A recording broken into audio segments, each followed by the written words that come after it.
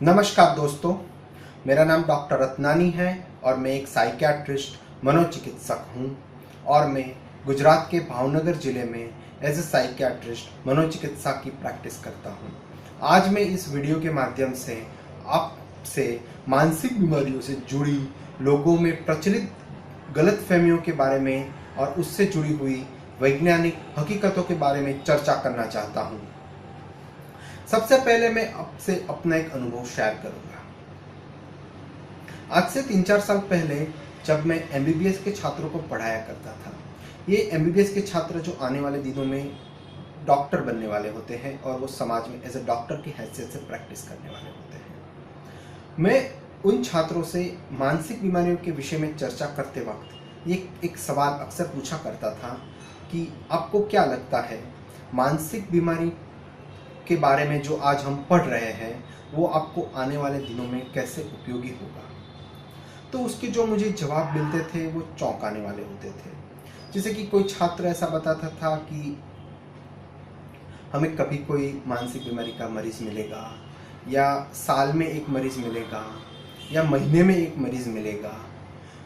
हालांकि ये जो मानसिक बीमारी का प्रमाण जो वो समाज में मानते थे वो बहुत ही कम अंदाज थे। विश्व स्वास्थ्य संगठन के अंदाजों और आंकड़ों के मुताबिक मानसिक बीमारी का प्रमाण जनसामान्य में 20% या 20% है।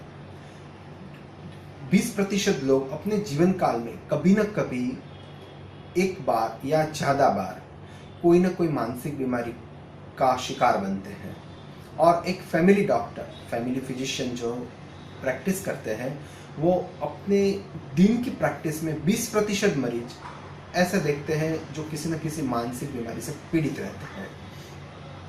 हालांकि काफ़ी बार इन मरीजों के मुख्य लक्षण शारीरिक होने की वजह से उसके मानसिक बीमारी जुड़ी होने का हमें अंदाज़ा नहीं आता है, लेकिन उसकी अगर ठीक से इवेल्युएशन किया जाए तो उसके साथ जुड़ी हुई मानसिक बीमारी के बारे में हमें मालूम पड़ सकता है।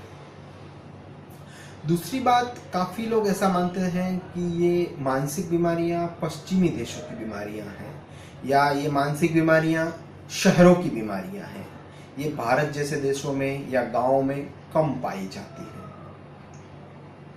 लेकिन उसके भी जो आंकड़े और वैज्ञानिक शोध एवं अध्ययन के जो परिणाम मिलते हैं वो विपरीत है। ऐसा माना गया है और ऐसा जांच में पता चला है कि मानसिक बीमारियां सभी देशों में, गांवों में, शहरों में, सभी धर्मों के लोगों में, सभी जाति के लोगों में, स्त्री हो या पुरुष हो, सब में इसका प्रमाण लगभग समान पाया गया है।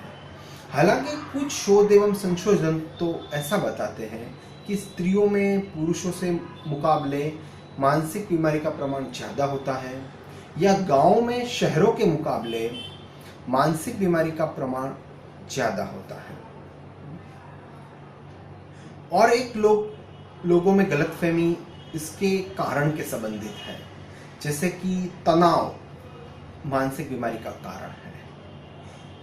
हमें अक्सर इसे सुनने को मिलता है जब भी किसी औरत को कोई मानसिक बीमारी होती है तो उसके कोई घर के तनाव की वजह से या ससुराल के तनाव की वजह से ये मानसिक बीमारी हुई है, या किसी पुरुष को मानसिक बीमारी होती है तो लोगों को अक्सर ऐसा कहते हुए हम सुनते हैं कि काम के या पैसों के तनाव की वजह से मानसिक बीमारी हुई है, या किसी बच्चे को कोई मानसिक बीमारी होती है तो हमें ऐसा कहते हुए अक्सर सुनते हैं कि स्कूल की या पढ़ाई के तनाव की वजह से ये मानसिक बीमारी हुई है।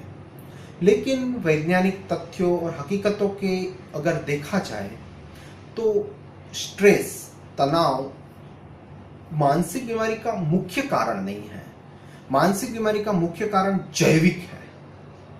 जैसे कि हम ऐसा मानते हैं कि डायबिटीज़ में इंसुलिन की कमी होती है या थायराइड की बीमारी में हमें गले में जो थायराइड ग्लैंड है उसके हार्मोन, थायराइड हार्मोन की कमी होती है, ठीक उसी तरह मानसिक बीमारी में भी सीरोटोनिन, डोपामिन, नॉरएपिनेफ्रिन जैसे दिमाग के न्यूरोट्रांसमीटर में असंतुलन की वजह से ये मानसिक बीमारियां होती हैं। अक्सर ये स्ट्रेस और या तनाव उस मानसिक बीमारी को ट्रिगर करता है, उसके बाद मानसिक बीमारियां शुरू होती है। लेकिन ये तनाव मानसिक बीमारियों का मूल कारण नहीं है, उसका मूल कारण जैविक है और वो काफी बार तनाव शुरू होने से पहले ही दिमाग में मौजूद होता है। और एक गलतफहमी विल पावर या आत्मबल से संबंधित लोगों में पाई जाती है कि जो लोगों में आत्मबल ज्यादा होता है वो लोग मानसिक बीमारी का शिकार नहीं होते हैं, लेकिन ये सरासर गलत है। व्यक्ति के सामान्य अवस्था में व्यक्ति का आत्मबल कैसा हो और मानसिक बीमारी के पीड़ित अवस्था में उसका आत्मबल काफी बार टूट जाता है। जैसे कि डिप्रेशन जैसी बीमारी से पीड़ित व्यक्ति जब भी सामान्य अवस्था में होते हैं तभी उसका आत्मबल अच्छा होता है, लेकिन डिप्रेशन की अवस्था में वो आत्मबल कम हो जाता है। इसीलिए आत्मबल कम होना उस बीमारी का एक लक्षण है, उस बीमारी का कारण नहीं है। और उस बीमारी का ठीक से इलाज होने से वो आत्मबल उसकी सामान्य अवस्था में वापस आ जाता है। और कुछ बातें मैं उसकी सारवार या ट्रीटमेंट और इलाज से संबंधित करना चाहता हूँ। उसके इलाज के संबंधित ऐसा माना जाता है कि मानसिक बीमारियों में उपयोग में लिए जाने वाली दवाइयाँ बहुत लंबे अरसे तक चलती हैं, उसकी साइड इफ़ेक्ट्स बहुत ज़्यादा है या उसकी लत हो जाती है, उसका एडिक्शन हो जाता है। इन बातों को अगर देखा जाए तो सभी बीमारियों के नियम है। जैसे कि डिप्रेशन की बीमारी का अगर हम पहली बार हुआ है तो उसकी सारवार 6 महीने से लेके 8 महीने तक चल सकती है। उसी तरह हर एक बीमारी कितने अरसे से है उसके हिसाब से उसकी सारवार चलती है। ऐसा नहीं है कि सभी बीमारियों में उसकी दवाइयाँ जिंदगी भर लेनी पड़ती है। और मेरा एक अनुभव ऐसा है कि मानसिक बीमारियों की दवाइयाँ बंद करने का निर्णय डॉक्टर नहीं, मरीज खुद ले लेते हैं।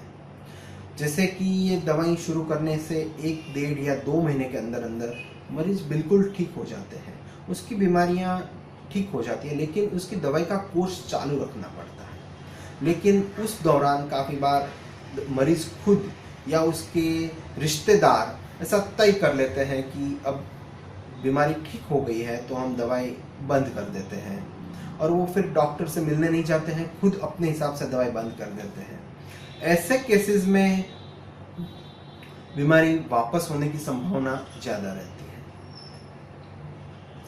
लेकिन अगर डॉक्टर को ठीक से कंसल्ट करके उसको पूरा कोर्स करने के बाद अगर दवाई बंद की जाए तो ये लंबे अरसे के लिए हमारे लिए अच्छा रहता है। दूसरी बात है साइड इफ़ेक्ट्स के बारे में। तो कॉमन साइड इफ़ेक्ट्स जैसे कि पेट में जलन रहना, नींद ज़्यादा रहना या कब्ज, कॉन्स्टिपेशन की तकलीफ होना, ऐसी साइड इफ़ेक्ट्स मानसिक बीमारी में उपयोग में लिए जाने वाली दवा की वजह से आमतौर पे देखी जा सकती है। लेकिन कोई सीरियस साइड इफ़ेक्ट्स आमतौर पे नहीं देखी जाती है। लेकिन मरीज को इस साइड इफ़ेक्ट्स के बारे में डॉक्टर से बातचीत करना चाहिए, और ये ट्रीटमेंट देने वाले डॉक्टर आपको इस साइड इफ़ेक्ट्स के बारे में शिक्षित कर सकते हैं ताकि आप इसके बारे में ठीक से जान सकें। दूसरी बात है कि इस दवाइयों का लत लग जाती है, इसका एडिक्शन हो जाता है। तो आमतौर पे इस बीमारी की सारवार में शुरू में बेंजोडाइजेपिन ग्रुप की दवाइयाँ का उपयोग होता है। उस दवाइयों के उपयोग से हमें मानसिक बीमारी के लक्षण के ऊपर जल्दी में से काबू करने में सहायता मिलती है। लेकिन काफ़ी बार डॉक्टर की सलाह के विरुद्ध मरीज इस दवाई का लंबे अरसे तक उपयोग शुरू रखते हैं। आमतौर पर डॉक्टर उसको 3 महीने से 6 महीने के भीतर इस दवाइयों को बंद करने की सलाह देते हैं। तो अगर इस दवाइयों को अगर समय से डॉक्टर की सलाह के अनुरूप बंद किया जाए तो मानसिक बीमारियों में उपयोग में लिए जाने वाली दवाइयों के लत होने की संभावना काफ़ी कम है। और एक बात, काफ़ी मरीज ऐसा कहते हैं कि हमें दवाई नहीं लेनी है, हमें बातचीत से होने वाली सारवार या काउंसलिंग या साइकोथेरेपी से अपना इलाज करना है। तो हर मानसिक बीमारी में साइकोथेरेपी, काउंसलिंग 100% रिजल्ट नहीं दे सकता है।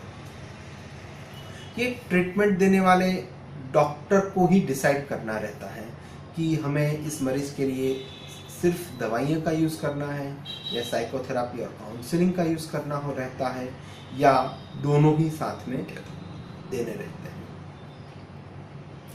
और एक बात आपसे अक्सर ये में क्वेश्चंस मुझे पूछे जाते हैं कि हमें मानसिक बीमारी के डॉक्टर, मनोचिकित्सक को कब मिलना चाहिए, और जो ऐसे कौन कौन से लक्षण हैं जिससे हमें पता चल सकता है कि शायद हमें कोई मानसिक बीमारी होने की संभावना है।